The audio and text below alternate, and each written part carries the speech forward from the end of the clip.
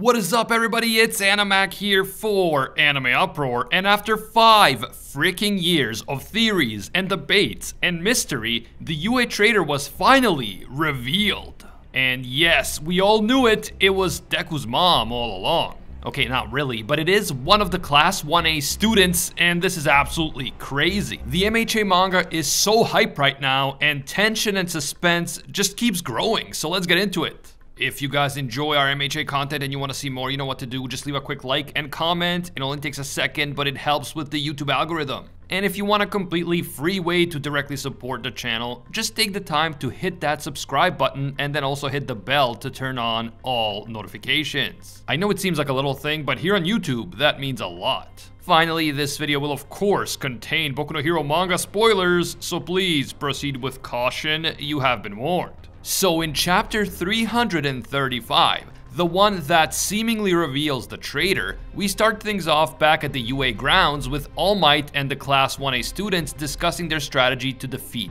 the villains. All Might explains that even though they unfortunately lost Stars and Stripes, according to the pilots, when Shigaraki stole New Order, the quirk became like a poison to him and it started destroying him from within.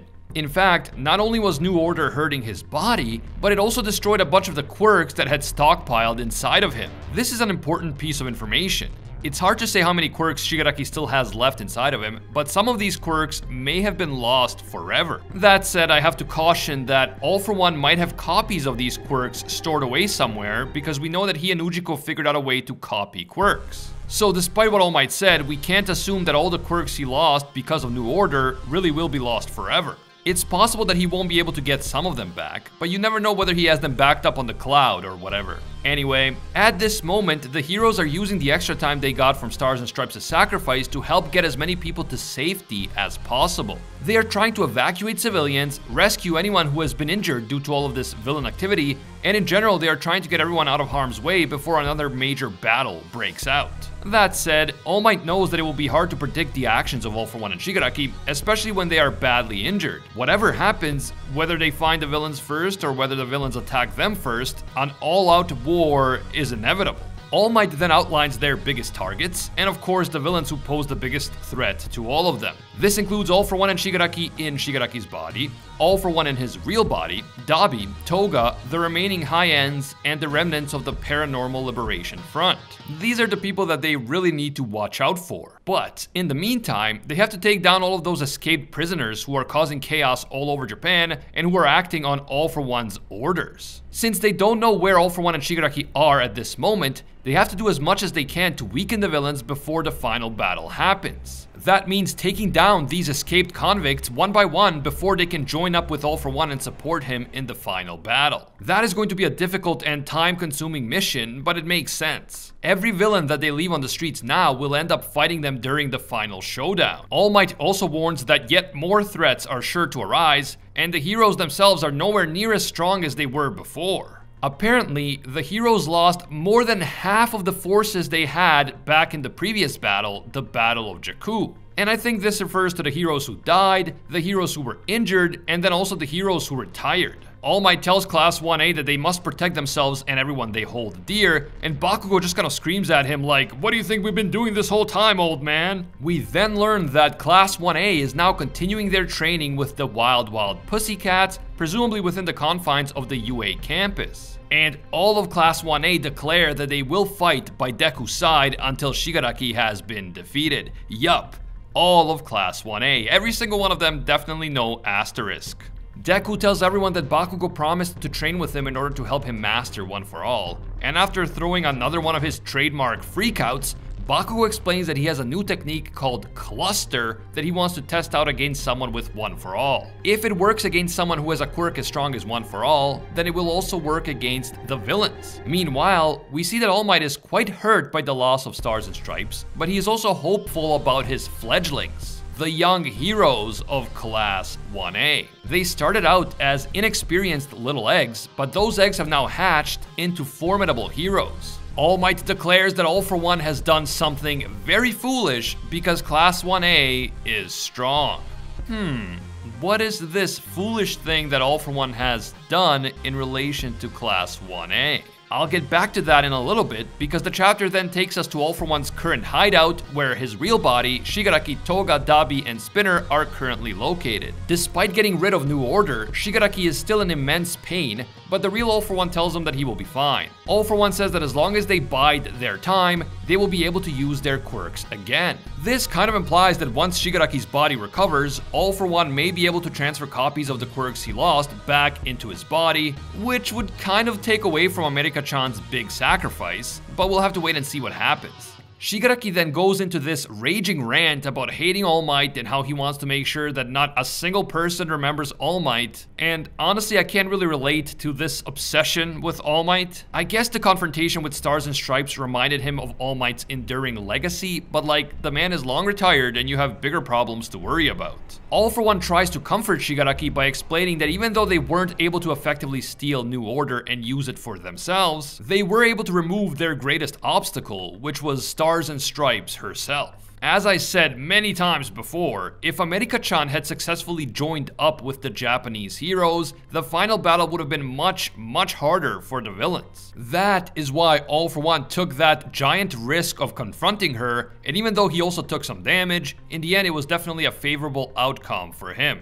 All For One says that even though he has carefully prepared everything, they still have to wait a little while longer before they act. Presumably they have to wait for Shigaraki to recover from his current severe injuries. Dabi doesn't like this idea because he's itching to confront his father again, but that's when All For One explains the difference between the two of them. They are both dangerous villains who want revenge, and they've both been pursuing one single goal for pretty much their entire adult lives. However, All For One has many different plans and backup plans, a bunch of different routes that all converge at the same goal. So even if one of his plans falls through, he still has a plan B and C and D and so on. He is prepared for all eventualities, and he always has a trick up his sleeve.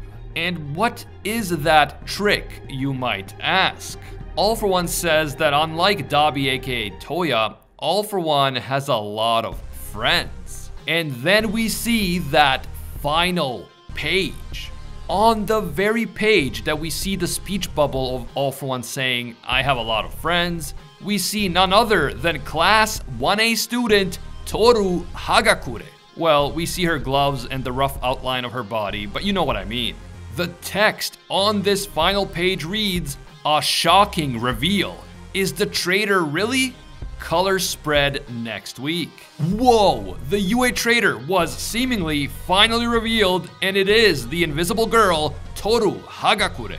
I mean, the only way that Toru isn't the traitor now is if Horikoshi is deliberately tricking us, and then in the next chapter we see that Toru was actually being set up by someone else, like say Deku's mom, but that's probably unlikely.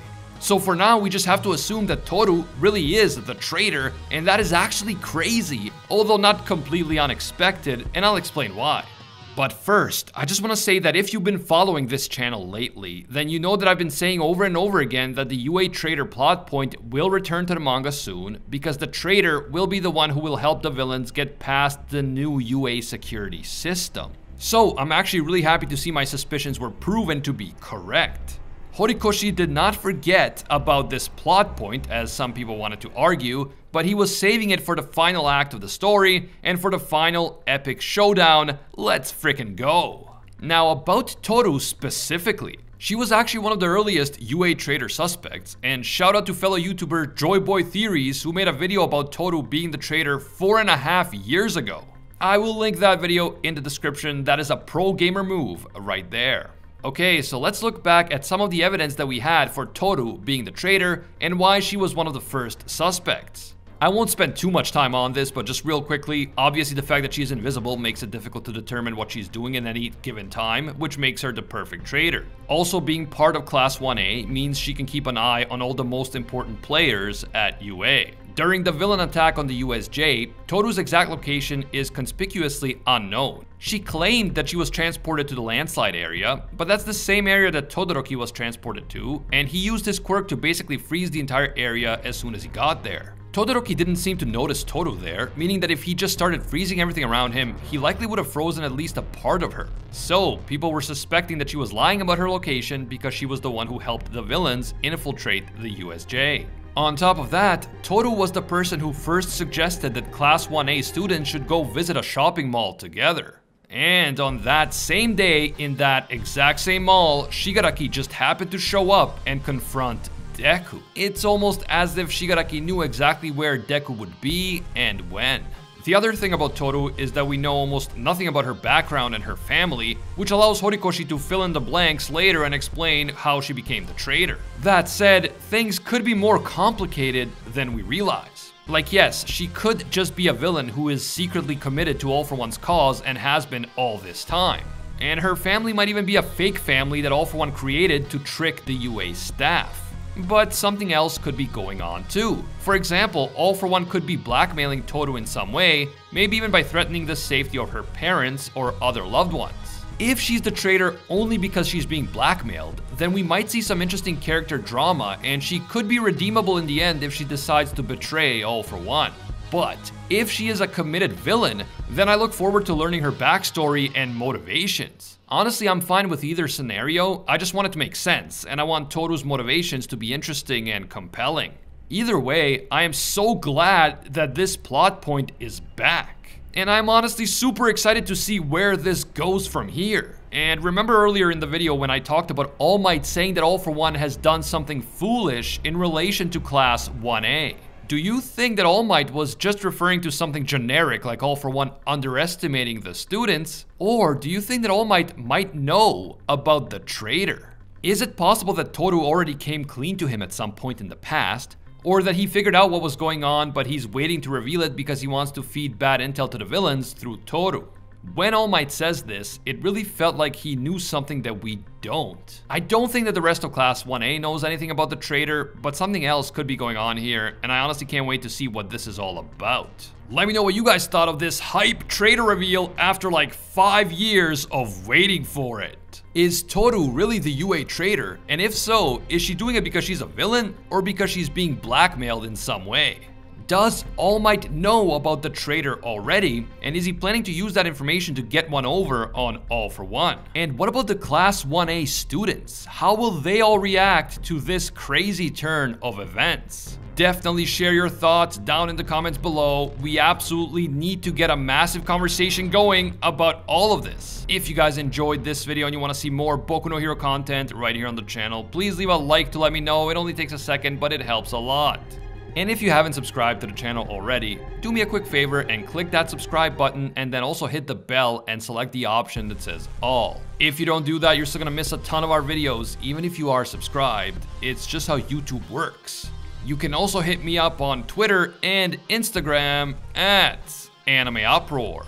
I want to give a big thank you to all of our Anime Uproar patrons who make videos like this one possible. Special thank you to Alpha Sigma. This man is an absolute mad lad and a disciple of Lord Twigo himself. And I can't forget all of our The One tier patrons, the ones who stand above all other clans, including Ingrata, Algital, Pate Hefa, The Red-Haired Fox, Hinokami and Water, The Toasted Chi, Corey McGowan, The Spike, Dylan Isidore, Spidey Leftenel, Tungsten Tarkus, Baked Buddhist, Monkey D. Quilly, Cody Hebert, and Jeremy Cummings. Finally, thank you also to our Pro Hero tier patrons, including the one and only Gilgamesh, Steelers, Angel Cruz, Very Gucci, Alicia Octor, Bonnie Parks, Joanne Garcia, Fatboy Games, Kaido Might Be a Duck, Jessica Rabbit, and Jeremy Phillips. If you enjoy our videos and you feel that they provide value to you, consider supporting us on Patreon. Even a single $1 will give you access to our patron-exclusive Discord, and your name will appear in our videos along with these legendary people. As always, thank you guys so much for watching, and until next time, see ya, Space Cowboys!